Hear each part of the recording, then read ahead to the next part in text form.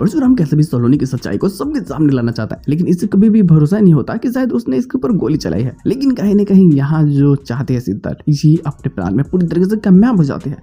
सलोनी के खिलाफ में पूरी पुलिस वाले को तक अरेस्ट कर देती है और यहीं से तमाशा काफी ज्यादा बढ़ती है, क्योंकि स्टार्टिंग से ये जो झूठे पे सबूत पेश कर रही होती है, सलोनी को मैनिपुलेट कर रही होती है कि हाँ तुमने अपने पति को मारा है।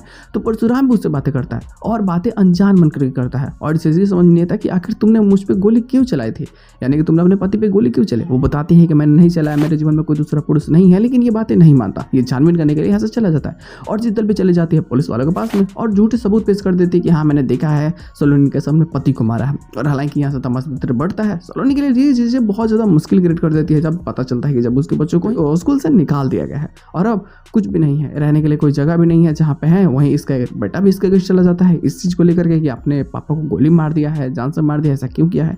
अब ये अपनी सच्चाई को सामने कैसे लेकर के इसे भी कुछ पता नहीं होता है। लेकिन यहीं पे एक चीजें और ज्यादा बेहतरीन होती है। परशुराम फिर अपने कलीग्स को कॉल करता है जो इसके साथ में स्पेशल फोर्स में है और वो लोग जब बताते हैं कि सलोनी के साथ में क्या चीजें हो रही है, तुम यहाँ जल्दी आओ और जल्दी आकर के इसे बचाओ, नहीं तो लोग इसे कोर्ट में घसीट रहे हैं, उल्टे सीधे आरोप लगा रहे हैं और ये चीजें बहुत ही खराब है।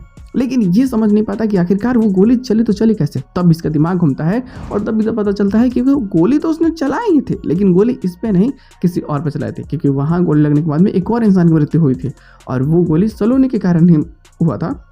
हालांकि यहाँ इसे अब ये एहसास हो जाता है कि इसके ऊपर गोली किसी थर्ड इंसान ने चलाया है और जब ये छानबीन करता है तो आगे जाकर के शीतल का ही नाम आता है, क्योंकि शीतल का एक से यहाँ आना और इसे बचा करके हॉस्पिटल में एडमिट कराना इसको थोड़ा सा सोचने पर मजबूर कर देता है। और तब इसके सामने आती है कि ये सारा चीज़, ये सारा षड्यंत्र रचा हुआ है शीतल का, और तब ये उसे एक्सपोज करना चाहता है। और यही सारी चीज़ें स्टोरी को काफ़ी बेहतरीन और काफ़ी मज़ेदार भी बनाने वाले हैं। खैर को देखते लोग आने वाले प्लॉट्स में और क्या चीज़ें हो सकती है।